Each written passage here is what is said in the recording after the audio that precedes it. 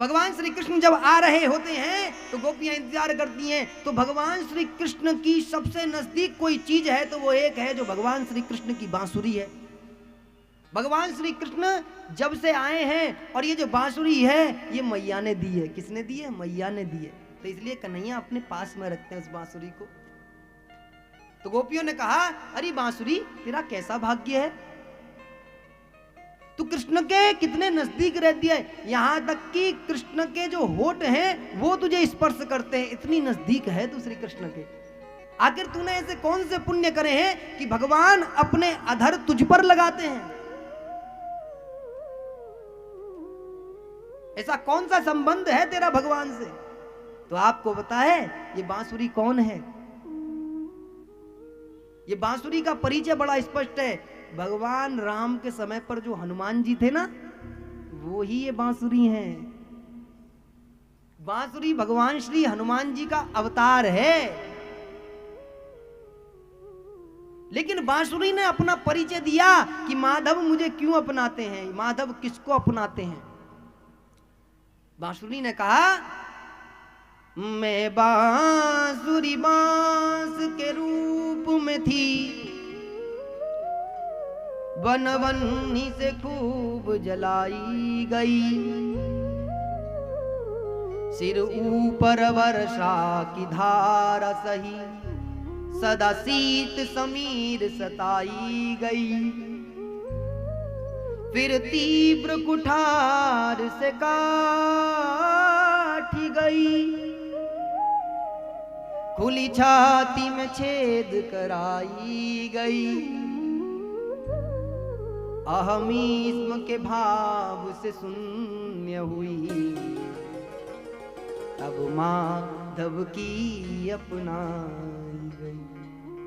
मैं बांसुरी जो थी ना, एकदम से कृष्ण के नजदीक नहीं आई हूं। सबसे पहले मैंने जंगलों में जाकर के वर्षा सही है, गर्मी सही है, तेज वायु सही है, और उसके बाद में फिर जब मैं बांसुरी बनने के लिए चली तो मुझे काट दिया गया, बांस से अलग किया गया, अपनों से अलग कर दिया गया।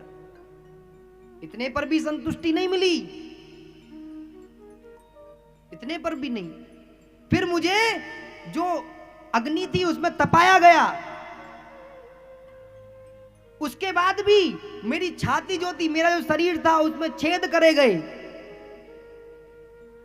और मेरे अंदर जितना भी था वह सब मेरे अंदर से निकाला गया, मतलब अहंकार निकाला गया। तब जाकर के माधव ने अपनाया है मेरे को। आप बांसुरी को देखना, जब दोनों तरफ से देखोगे बांसुरी खाली मिलेगी, कुछ नहीं होता बांसुरी के अंदर, और साधारण व्यक्ति से बजती भी नहीं है, उसे बजाने वाला भी स्पेशल चाहिए। इसीलिए भगवान श्री कृष्ण स्पेशल हैं, इसलिए बांसुरी उनके नजदीक है। गोपियों से बांसुरी कहती है, तुम इतना कर सकती हो तो कृष्ण के नजदीक आ सकती हो। गोपियां कहती हैं, कोई बात नहीं, हम जैसे हैं कृष्ण हमें वैसे ही एक दिन जरूर अपनाएंगे। एक दिन कृष्ण इसी तरीके से हमारे नजदीक आएंगे बांसुरी, जिस तरीके से तुम नजदीक हो। हमारा प्रेम उन्हें अपनी ओर खींच ही लेगा।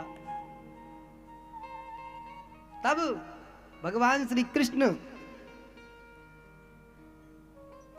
घर जाते हैं तो गोपियां कृष्ण का घर में जाने से पहले प्रवेश से इंतजार करती हैं। तो एक गोपी भगवान श्री कृष्ण के पास भागी भागी आती है और भगवान श्री कृष्ण के चरण छू करके प्रणाम करती है। छोटे से है ना कन्हैया। बोले प्रभु, बोले हाँ, बोले एक मनोकामना है। तो वो कहते, मनोकामना? मैं कौन सा भगवान हूं जो तेरी मनोकामना पूरी करूंगा? बोले नहीं नहीं, एक मनोकामना है। क्या?